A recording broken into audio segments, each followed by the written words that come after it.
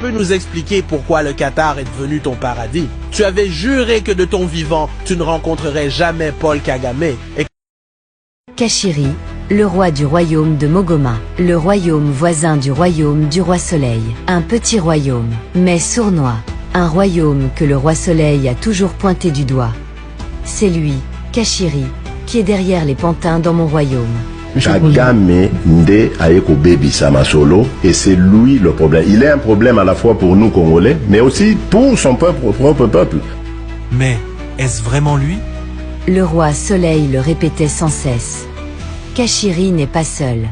Il est en coalition avec Shinarambo et Borderline, et d'autres forces cachées. Et pourtant, des sanctions internationales venues des royaumes de Zaminda, dirigés par le chef Clévin, mais sans aucun impact.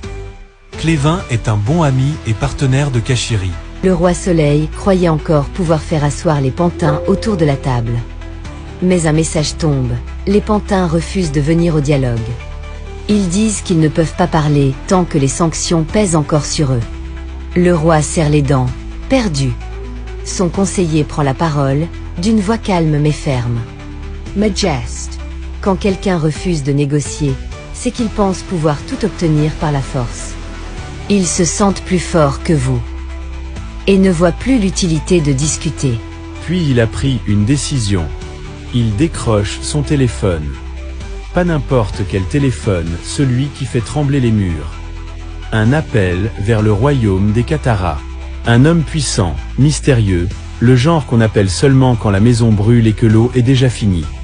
Son but de rencontrer enfin le maître des pantins. Comme il l'a toujours dit. Les pantins ne vont jamais parler de leurs problèmes. Les pantins, quand ils sont en face de vous, ils vont répéter le message de leur maître. Alors tant qu'à faire, je préfère parler avec leur maître.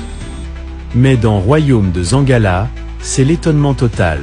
Tu peux nous expliquer pourquoi le Qatar est devenu ton paradis? Tu avais juré que de ton vivant, tu ne rencontrerais jamais Paul Kagame et que ce serait seulement au paradis après ta mort que ça pourrait arriver. Peut-être qu'il a oublié ce qu'il avait dit, ou alors, il croit que nous, on a oublié. Mieux vaut se taire parfois.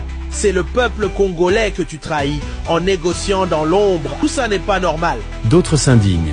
Comment peut-on faire confiance à un homme qui dit non aujourd'hui et oui demain? C'est un roi ou un rideau? Le royaume est divisé.